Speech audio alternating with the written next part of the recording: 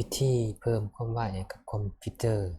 ในกรณีที่เราใส่ไปโดนๆแล้วคอมมันค้างเนื้อมันช้าแล้ววิธีนี้แม่นเราบ่ได้ลงโปรแกรมหยังมิดนี้ให้เรากดปุ่ม Windows อยู่ในแป้นพิมพ์คีย์บอร์ดกา Windows นั่นน่ะแล้วกดคุมไว้เลยแล้วกดปุ่มแป้นพิมพ์ตัว R แล้วมันจะขึ้นมาหน้านี้จากนั้นเราพิมพ์ใส่ตามนี้%แล้วก็ TEMP แล้วก็%แล้วก็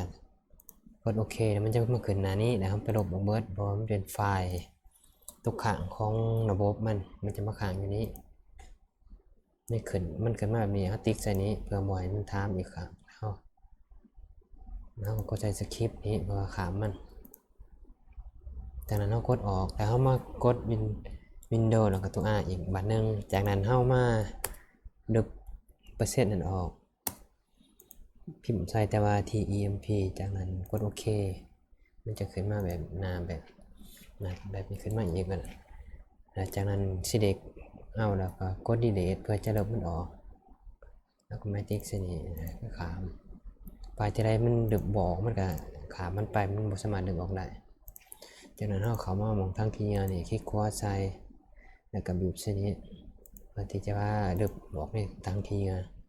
จากนั้นเราเข้าในคอมพิวเตอร์ของเราแล้วก็คลิกเข้าไปเราเข้ามาเบิ่ง2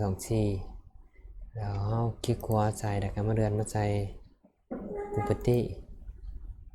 จากนั้นเรามาเข้า list clean up นี้เพราะว่าเจ้าทำความสะอาดฮาร์ดดิสก์จะล้างข้อมูลในฮาร์ดดิสก์ที่มันตกค้างอย่างเราติ๊กใส่เบิดอีกตัวนี้ไฟล์ของระบบมันตกค้าง600 เมกกว่าไปติ๊กเอาเบิดในนี่ไฟล์ตกค้างอยู่ในระบบจากนั้นเราก็มากดใส่โอเคจากนั้นเรา delete มันก็จะทำการลบไฟล์ที่มันตกค้างอยู่ในระบบ